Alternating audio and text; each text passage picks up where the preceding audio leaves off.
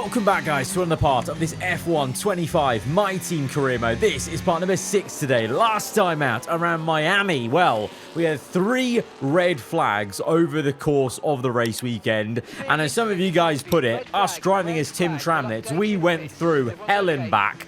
And somehow we managed to score a P9. And not only that, our AI teammate Jensen Button also scored a pretty damn amazing result, making it a double points finish for the first time for aarava Archer Racing in a race where I really thought we were going to score 0 at one point. It was actually a horrendous weekend from the sprint and for most of the race, and then right at the end there was, obviously that last red flag gave us a glimmer of hope, and those double points now have taken us over to fan rating level 2 for the first time. So I didn't realize this, but not only does this improve our sponsorship, allowing us to have more secondary sponsor slots, but this actually also has little perks as we go up this little tally table. So we get a small improvement on the facilities themselves, as well as now being able to add a bunch more sponsors to the car, whether those are duplicates or new sponsors. Basically just gives us more slots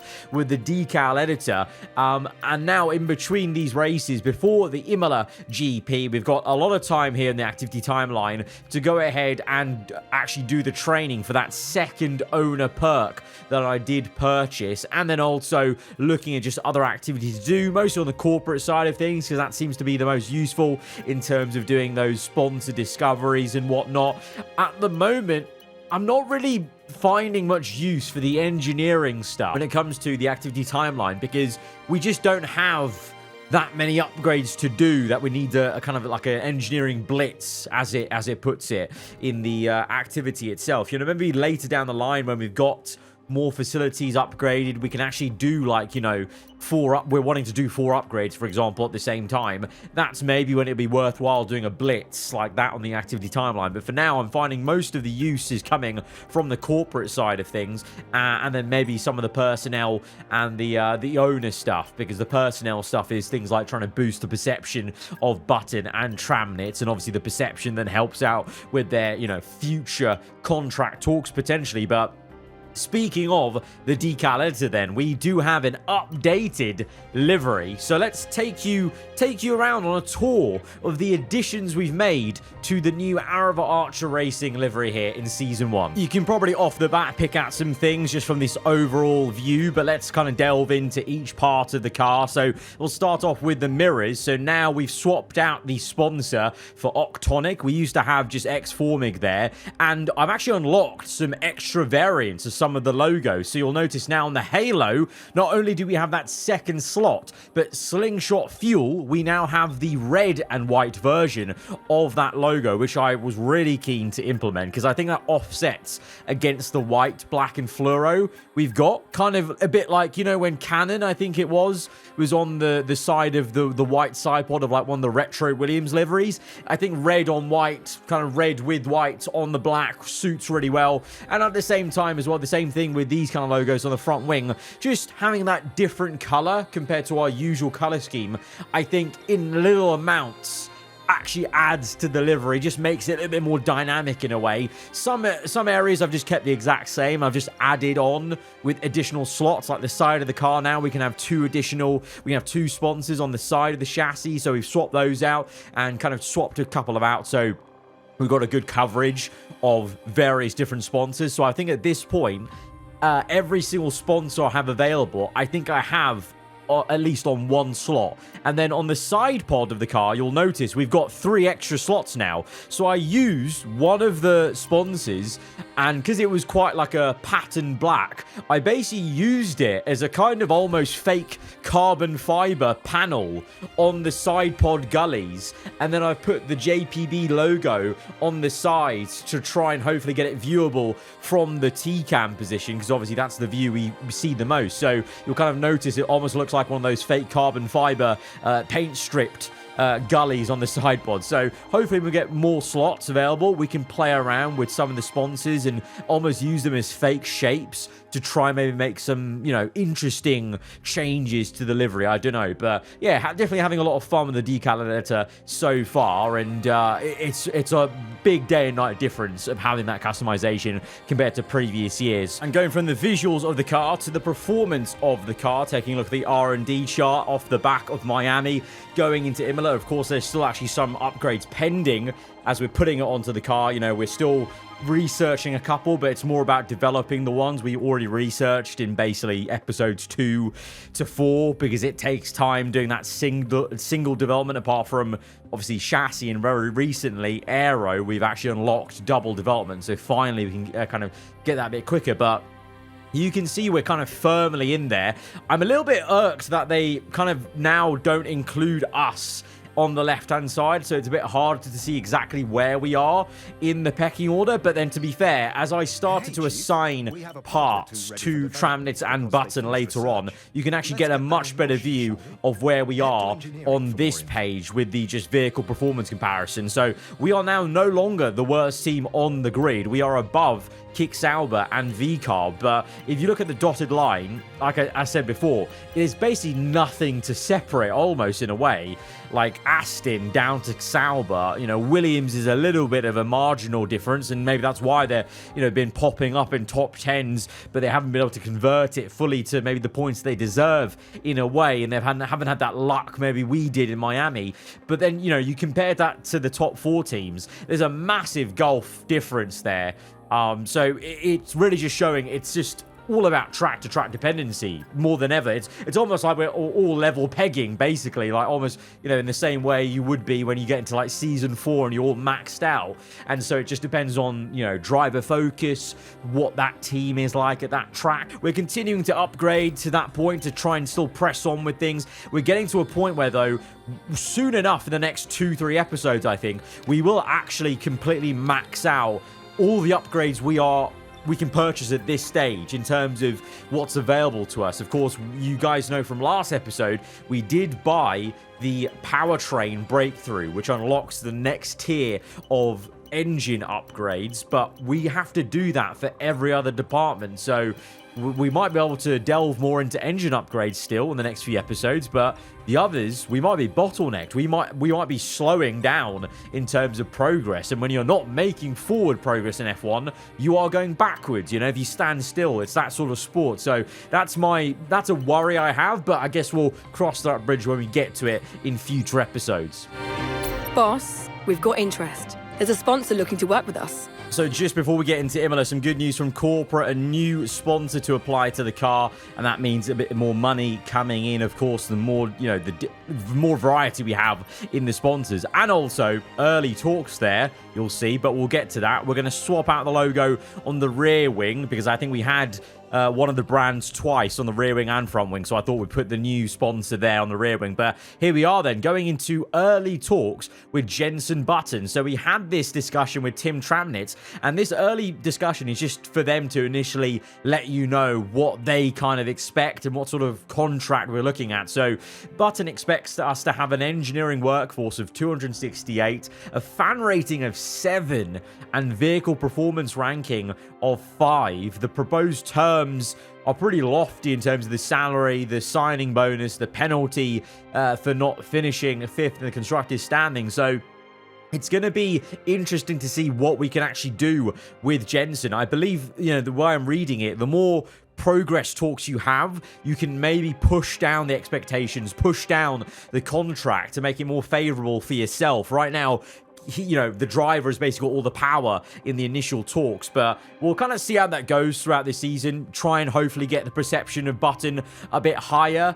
Just if we hopefully get him into more points paying positions, the team is generally performing well. I mean, we're already ticking the box of 5th in the constructors' standings, technically, for now. Obviously, the performance chart is a different thing, but that seems like we could get there. We just have to try and keep up the rate of development, but as I just alluded to, that might be difficult. And then when it comes to the salary and whatnot, I guess we'll worry about that at the end of the season in terms of this is the first time we're playing My Team 2.0, so I have no idea what the kind of season will play out with in terms of our earnings, how much we're spending on upgrades. It might be a case of we have to strategically maybe plan financially for the end of the season, for signing, for contract talks, basically. But we'll see how it progresses as we get on. But for now, let's dive into the racing action. We are going to be driving as Jensen this time round, swapping back from Tim Tramnitz last time out for Imola. And there might even be some rain for the very first time for us in this career. Welcome along, everybody, to Imola, just down the road from Ferrari HQ. And they know a thing or two about pace, and pace today is king.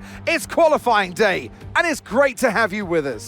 So, yep, the heavens have opened here for the opening of Saturday Imola. It is going to be raining our first bit of wet weather driving with the My Team car and on F125 at all. I literally had, apart from maybe like one racing lap I did for the graphics video at the very start of the F1 game launch cycle, but yeah, especially with the My Team car. Nervous for this first outing, not knowing how this car is going to perform. But of course, we've had upgrades on the car that add downforce, so that should be of an aid. And it's nice to see the additions of the extra sponsors on the halo and the change of logo. I think that red really does work as a nice eye-catching little difference. And unfortunately, my plan of the JPB logo being visible on the sides, on the side pod, haven't really worked. The halo is blocking them perfectly, so we might need to rethink the strategy on that one, or just accept that maybe we won't get a sponsor visible on that bit of the car. We'll wait for more sponsor slots to open up on the halo as we get blocked a little bit by Jack Doohan there. We lose 2/10 in the first few corners of that second flying lap, but it won't matter. The track is getting quicker and quicker. There is a bit of engine wear. Don't worry though, it's not major engine wear. It's a little bit on the engine energy store, a little bit on the ICE, but I thought we can probably survive that, I thought, basically. So that's why we've kept going with it. I did spot it before in the parts management, but I just made a strategic decision just to go on with it, because we keep swapping parts. We just won't make it to the end of the season without having to take penalties. So I'm trying my best. There probably might have to be a point in the season where we do take penalties, but right now we're not focused on that. Right now we're focused on this insane lap we've been on. We channeled Jenson Button's tyre whispering smoothness in Jeddah. Well, today we're channeling his wet weather skills and changeable conditions. Jenson dancing the car around Imola. 2 seconds, that was that. Gained. I mean, the track is getting quicker because you can see the sun is trying to peek through the clouds, and by the time we get to the end of the session, we're down to P9, so the track is evolving. So it's not really all me, it's also mostly the track evolution as Leclerc now goes quickest. We had Lawson before in the RB going quicker, loads of people popping in quick times. We're down to P12 and we're going to catapult ourselves back up into P3. So thankfully we are going to make it out of Q2, and to my surprise, Tim Tramnitz also makes it out. I mean, maybe it shouldn't be surprising, but go on, son. Both of us into Q2, I think for the first time in the season and in this team's existence. That's pretty big, and it's a big shock exit for Lewis Hamilton off the back of an engine failure in Miami. That's not what he needs, and it was almost a shock knockout for Max Verstappen and Lando Norris. Both those drivers were equally very close to the cutoff for Q1, so they got caught out a little bit with the track evolution as we now absolutely send it into Q2, and a bit too hard in the last sector as we dip a tyre into the gravel. Easily done. We saw that a few times in real life around Imola, so that is a pretty poor mistake from what was a pretty decent lap overall, but we're going to have to go again then and try and not make the same mistake. We're gaining time everywhere around the lap in Sector 1, but here, especially in Sector 3, we've gained about 6/10 there alone. That's how much the gravel trap slowed us down. Crossing the line, it's a pretty big chunk of time to gain, but to my surprise, it's only enough for P15. And even more surprising, Tim Tramnitz, the F3 teammate, has beaten me. Legitimately. What is going on in this session? What?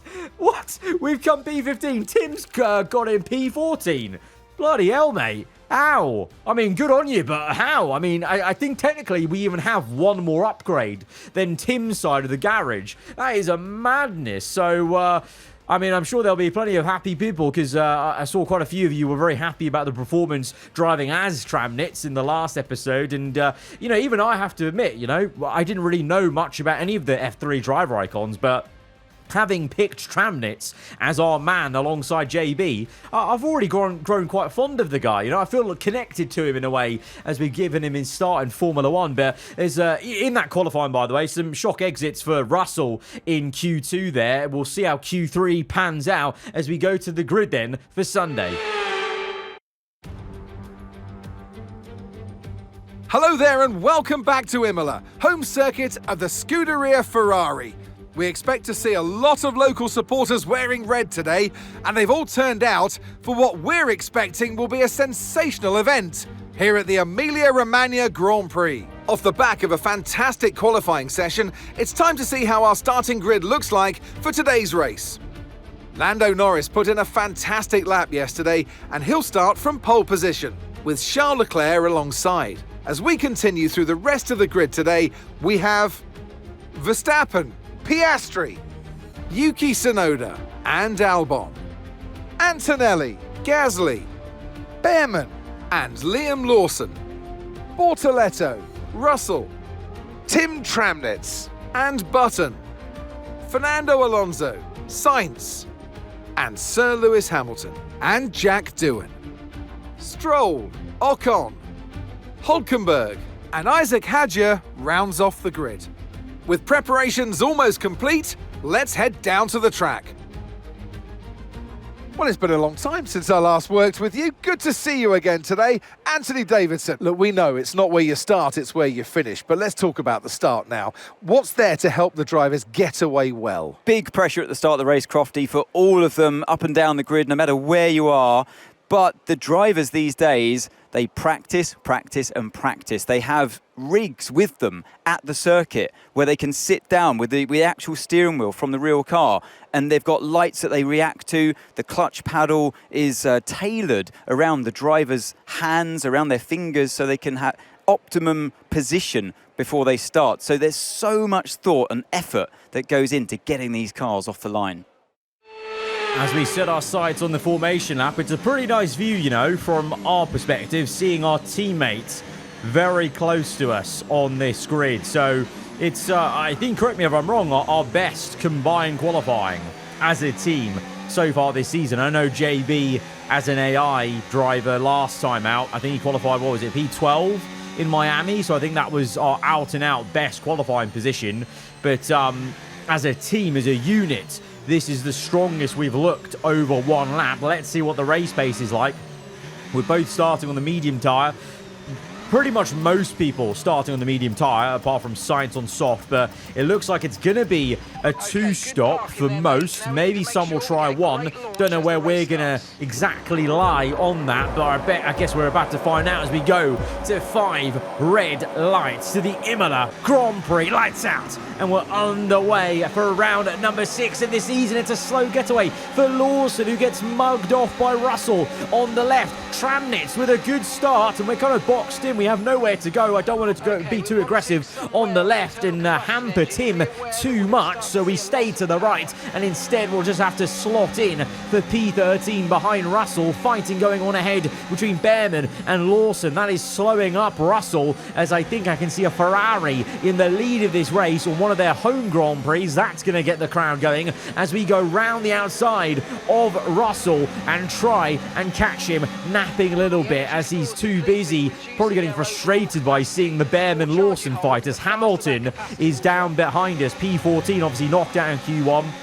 He's already overtaken Tramnitz then as we look at the engine wear, and the ICE is a little bit more warm than I would have liked after qualifying, so that might actually hinder us just a tiny bit in this race as we see Lando Norris get around the outside of Leclerc to steal the lead away from the Ferrari. The other one is looking to overtake us. The two old teammates from Mercedes getting past us, and we don't put up much of a fight because Ferrari and Mercedes, as you clearly saw in the R&D chart, they're nowhere near in the realm of our fight. There's no point losing time to them fighting, and we'll just try and follow them through because Behrman and Lawson, who are still ahead of them, they definitely are in our fight. I can also see a Sauber, who I'm sure as the race gets on will be slowing up a bit as, oh, Hamilton loses the back end, I lose the back end, and that has now put us on the back foot. And who's coming down on the right-hand side? I cannot believe what I'm seeing. I've just been rinsed by my F3 teammate. He's overtaken me as Lewis goes around the outside of Russell to get up into P12. Tim Tramnitz is ahead of me. He's legitimately overtaken me. I couldn't do anything to defend that. He had DRS and went right through on the right-hand side, just as Leclerc has done. And it seems like the DRS is incredibly powerful on this main straight in Imola, because Verstappen also follows Leclerc through. So Lando in one straight goes from P1 to P3. So the DRS, we'll note that down, very, very useful around here. But I am struggling for some pace versus Tramnitz. He's kind of pushing away in a sense. I'm getting DRS off him, and he's actually helping me stay ahead of Sainz. But look at this. Tramnitz, is he going to go for a move on a Merc? I think he is. Go on, Tim. On the outside, Tramnitz is trying to overtake the Mercedes. And unlike when we did it on lap 1, this is not opportunistic. That was a bit of pure pace there from Tramnitz catching up to Russell. And he didn't quite finish off the move, but he gave it a good go. Remember, this guy is under 70 rated. And what is going on? What did he have in his porridge this morning in Imola? I want to know what Italian breakfast he had to have this sort of performance right here as Hamilton now.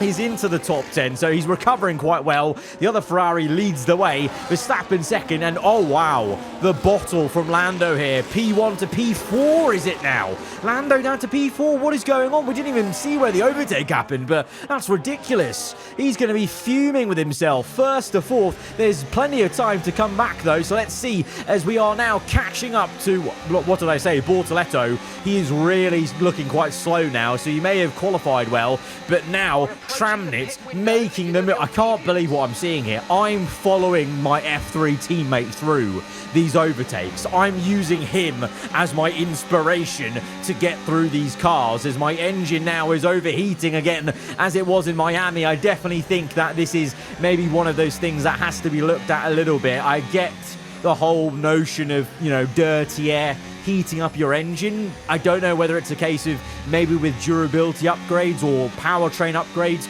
you can help this issue with the My Team car, but I feel like it's maybe a little bit overdone with the engine temperatures, because clearly your AI teammate doesn't feel it, because Tramnitz is looking pretty great in a straight line, whereas I am not. And it's all in part due to the overheating engine. So I've heaped a lot of praise on the AI so far at F1 25, but I remain critical when there are issues. And clearly that is maybe a little bit of an issue versus the AI, is the straight line speed deficit I'm now finding when the engine starts to overheat is pretty apparent. A bit too overdone in my opinion, but obviously when it's not a problem, it's absolutely fine. But I don't know. Let me know what you guys make of it.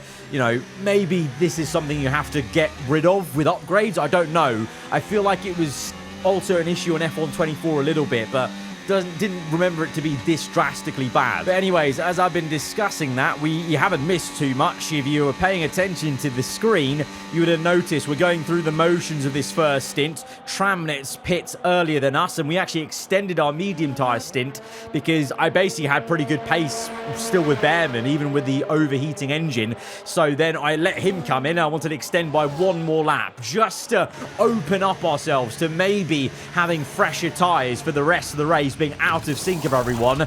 But all of that good work was undone by the worst pit stop ever. A 4.9. We've dropped an absolute hooner in the pit lane. That basically has undone any of the good work I was trying to do by extending the stint. And now, oh wow, I've fallen behind everyone. I'm last. I've come out in last because of that. I actually genuinely think I would have been ahead of this entire train if it wasn't for that pit stop, because they're so close together. That would have made such a difference. We've got much fresher tyres now, but we need to roll up our sleeves and get these overtakes done immediately. We'll dive down the inside of Behrman as Charles Leclerc is out of this race from the lead. The Ferrari leads and is now out. So in 2 races in a row, one of the Ferraris will suffer an engine failure. It was Hamilton in Miami, and it's now Leclerc in Imola. And so Max Verstappen, of all people, inherits the race lead. McLaren 2-3, Norris ahead of Piastri again. But is Verstappen going to win this Imola GP just as he did in real life as we make quick work of Hadjar in the RB? A little bit of tyre dipping in the gravel as we now come to the yellow sector where Leclerc's car is stricken, and the hopes and dreams of a Ferrari home soil race win are dashed as we try to be a little bit cheeky there with Fernando going down the inside of the chicane. JB and Alonso, former McLaren teammates, and well, the last time these two communicated in a Formula 1 setting, I think there was some discussion about peeing in someone's seat. Well, we've certainly pissed on Fernando's chances to have a go at his protege Bortoleto, as we're now going to have first grabs, but actually Bortoleto chucking cars in between himself and I, as his teammate Hulkenberg is actually the first car to overtake now for P17. We're aggressive and being punchy with the ERS usage, because at this point I was a little bit pissed off in the cockpit, I can't lie. The red mist had descended after that pit stop, so I wasn't taking any prisoners as we're being as aggressive as possible, and we're really in flow state at this point. I was pushing to the absolute maximum and I felt in such a groove. We were tactically using the ERS a little bit better than we maybe were in the first stint to make these overtakes in different parts of the circuit as we get Lance Stroll now going for Doohan in the same area, and so actually finding a lot of pace into this second turn. We fake from the right, go to the left and get Doohan, and next up will be Esteban Ocon, and as Sainz comes in for his pit stop, the next car up will be Tramnitz. But look at that. Look at the difference of our races. Tramnitz 7.4 seconds ahead of us. We've done the same strategy, medium to hards, but I pit 4 laps later and got hit with that traffic, and that he's gained massively there. But as we get on through that stint, he will come in eventually. I'm still going on lap 22 because I'm very offset from this entire strategy, but Tsunoda overtakes me with ease. Don't put up too much of a fight. His teammate, by the way, is still leading, dominating Imola by 9 seconds to Piastri. Norris, Hamilton's up to P4. Fantastic recovery for the Ferrari. Then it's the two Mercs in no man's land. Tsunoda, we're here in P8, yet to make that second stop. We are due to come in because these hards, they might be able to go to the end, but I don't actually fancy risking it this time because unlike in Jeddah, I have no one to slipstream, and I'm feeling the tyre wear with moments of oversteer way more than we did in Jeddah. So we are in, and also the thing was Albon, Gasly, Sainz, Lawson, that's 4 cars. They were all coming for us. They were all going to catch up to us, so it would have been a real tall order to keep that going in, unlike in Jeddah. Definitely around Imola, the track is generally more abrasive, and we saw that in real life, of course, you know, with many teams struggling for tyre wear IRL. So we're going to come out now in P14, and we kind of have to accept the situation of our race here. Of our race is for basically where Tim is, for P12. There's a huge gap ahead, and so the best we can do here in this race is to get Ocon, and then, I don't know, maybe almost work with Tramnitz to maintain the P12-13 and try and see this home. Maybe we're hoping for a last-minute safety car or something like that, but right now, our objective is to overtake Ocon, and maybe Tramnitz might help us a bit because Ocon has DRS, Tramnitz ahead with no DRS, but he's going to block Ocon. Look at that. Oh, what a man you are, Tim Tramnitz. As we go round the outside, nearly make a double pass, but we're going to pay the favour back to our teammate, not overtake him, and just good teamwork there to get past the Frenchman into P13, and we're going to carry this teamwork on to the last stages of this race. Like I said, you know, when you're a new team in F1, when you're down the order in the R&D chart in Season 1, there are going to be races where you can luck out and score some points. There are going to be other races where you just have to firm the situation you're in, accept where you are as a team pace-wise, and just maximise that. And that's what we're doing here. We're maximising this P12-13 by defending against Ocon, boxing him in, and I'm protecting Tramnitz because he's had a fantastic race, you know. He had a fantastic one in Miami when we drove as him, but as an AI, This is an insane performance, and I want to reward that. So on towards the last lap of the Grand Prix, we're going to continue to defend our teammates and try and solidify this 12-13. No points on offer, but it's just the principle of repaying the favour to Tramnit and what he helped us out with Ocon, or to just, you know, as a team, let's just bring home a strong 12-13. Let's just do that as a team and be proud of what we've done. We've maximised everything in the same way we maximised everything in Miami to get points. But today, it was Verstappen's day. He has lucked into a race win. But to be fair to him, he dominated once he got into the lead, so it was a win fair and square ahead of Norris, and Hamilton recovered from a Q1 knockout to the podium. I think that is unbelievable recovery from Lewis Hamilton. Actually, that's going to be one of the drive of the days, and the other drive of the day has got to be Tramnitz here, beating me pretty much fair and square, because I tried to overtake him on the last lap. I really did. I used all my battery and I just couldn't get close enough. So fair play to AI. Tim Tramnitz was actually quicker than me, like legit, over this race weekend, and you got to salute that. The checkered flag is out. We're going to be hearing that Dutch national anthem again, because it's victory for Max Verstappen. Well, another race victory today. You could clearly see they're driving out there with very little pressure. You know they have the performance. They know they've got the car under them as well.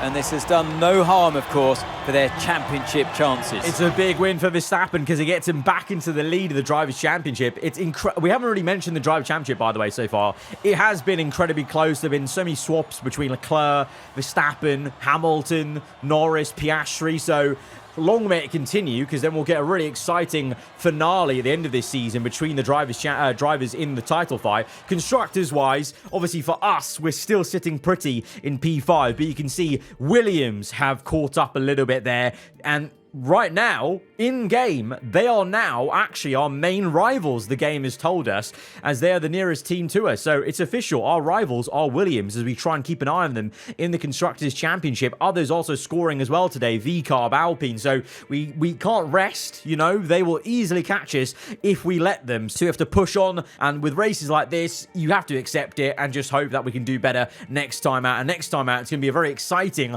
Monaco for the first time with that mandatory two-stop. But guys, if you have enjoyed this one, hit the like button. Let me know what you want in the comments below. If you're around here, then do get subscribed for weekly Formula content. I'll see you guys next time. Goodbye.